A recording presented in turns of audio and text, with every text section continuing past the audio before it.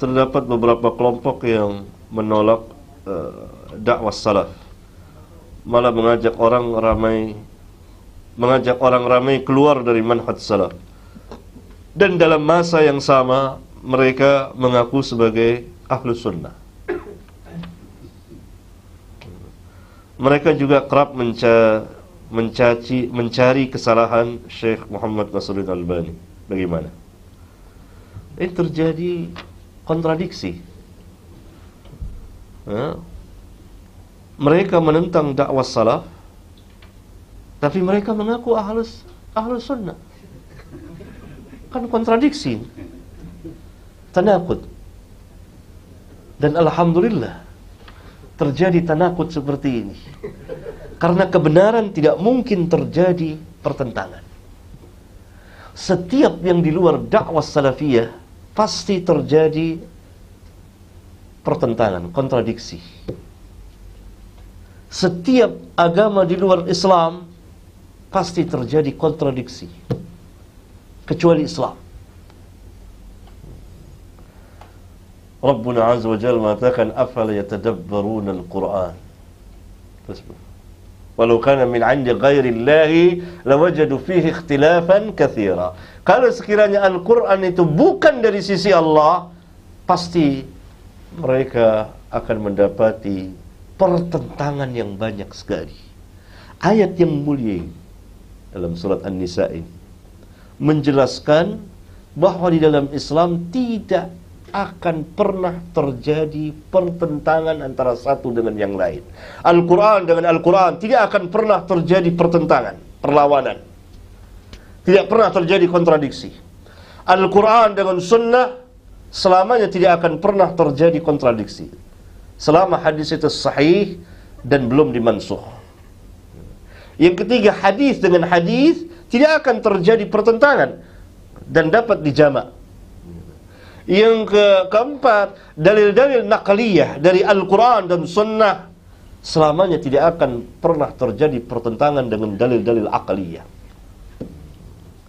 Ayat yang mulia ini merupakan sebesar-besar ayat dan hujjah yang menjelaskan tidak akan pernah terjadi pertentangan.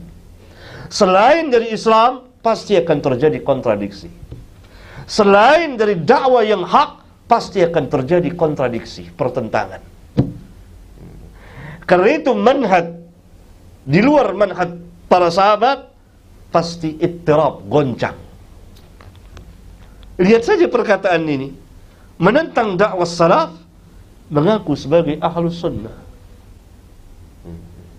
Menentang dakwah salaf, mengaku sebagai ahlus sunnah. Kontradiksi. Karena dakwah salaf itu ahlus sunnah. Ahlus sunnah itu dakwah salafiyah. Itu yang pertama. Yang kedua, tidak mungkin seorang muslim akan menentang dakwah salaf kalau dia tahu. Kenapa? Karena pemuka salaf Rasulullah sallallahu alaihi wasallam. Bagaimana dia menolak dakwah Rasulullah sallallahu alaihi wasallam? Karena itu ini berbicara tanpa ilmu. Tidak ada yang akan menolak dakwah salafiyah kecuali orang-orang yang sesat.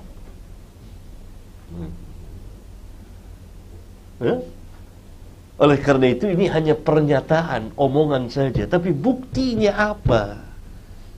Kalau kita duduk baik-baik, apa dasar penolakannya? Mana hujjahnya? Mana dalilnya?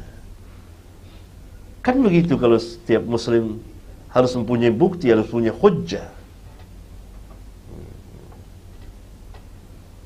Kebanyakan yang kita ketahui, dakwah salaf itu bertentangan dengan keyakinan dan perkataan dan perbuatan mereka. Karena itu mereka menolaknya. Apa yang biasa mereka lakukan. Adapun Syekh Muhammad Nasiruddin Albani, salah seorang dai, bahkan imam besar pada abad ini dari ahlul hadis dan seorang mujtahid mutlak, bahkan dikatakan oleh sebagian ahli ilmu mujaddid pada abad ini, ya, yang dakwahnya ma'ruf bagi ahli ilmu. dakwah salafiyah, dan memang senantiasa mereka yang menentang dakwah ini selalu menuduh berbagai macam tuduhan terhadap para ulama dari zaman ke zaman. Saya kira tidak aneh seperti ini. Dan kita juga tidak memaksumkan Syekh Albani. Syekh Albani salah seorang ulama dari beberapa ulama yang hidup pada abad ini.